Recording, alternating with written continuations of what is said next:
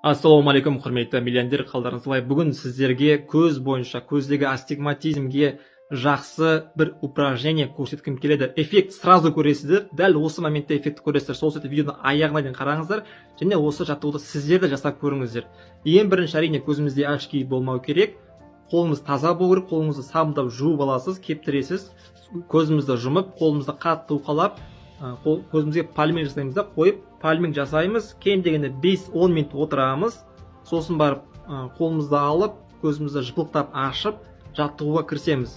Енді бірінші жаттығу. Екі көзіңіз ашық тұрады, алдыға қарайсыз, бір көзіңізді былай қолыңызбен жұмасыз, мынау қолыңыз саусақ, міне саусақ, мынау саусақпен көзіңіздің үстінен, қастың үстінен, то есть көзіңізге кіргізбейсіз, қасыңызды өте баяу және өте нежно, қасы мысалы теріңізді нежно басасыз, теріңіз былай нежно бассаңыз білінеді басқаңызды. Сол секілді көзіңізді нежно басасыз, қатты баспаңыз, алдыға қарайсыз, алдыға қарап тұрып нежно басыңыз былай. Мына жерден басыңыз, ақырындап мына жерден басыңыз.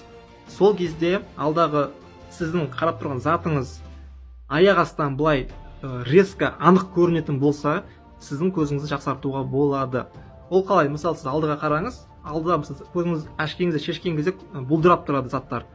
Ақырындап мына жақтан басасыз, былай бастыңыз, кішкене нежно ақырындап бастыңыз, былай бастыңыз, мына жақтан былай бастыңыз. Ақырындап басып көресіздер, жан жақтан басып көресіздер. Бір басып отырған кезде бір басып, қолыңызды кішкене ақырындап кіргізіп басып көрсеңіз болады. Қатты баспайсыз, кішкене кіргізіп, нежно басасыз, өте нежно. Былай кіргізіп басасыз, былай басасыз.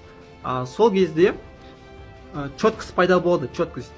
Значит, сіздің көзіңізде біріншіден астигматизм бар, екіншіден сол көзіңіздегі астигматизмді емдеуге болады. Қатты жасамайсыз, өте баяу, мына қолыңызға тоже, мына көзіңізге тоже былай басып көресіз, өте баяу, өте ақырын, қатты мыжбаңыз. Бұл дегеніміз астигматизмнің точка бар, сол астигматизм точканы біз басып жаттығу жасаймыз. Обычный шарикті үрлейсіз ғой, шарик, мысалы шарикті үрлеп үстінен бассаңыз, шарик сопақ болып қалады.